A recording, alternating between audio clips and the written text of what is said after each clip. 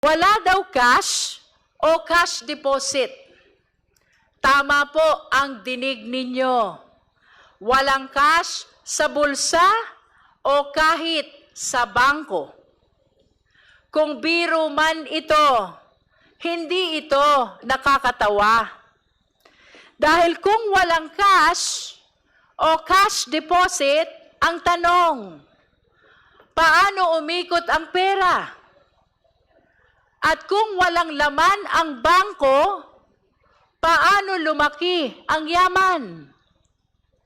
At paano nakapag-deposit si Congressman Percy Sendanya sa isang bank account na nakapangalan sa Vice Presidente? At ibig ba nitong sabihin ay ang Vice Presidente ang kaisa-isang opisyal sa buong Pilipinas na walang land bank account?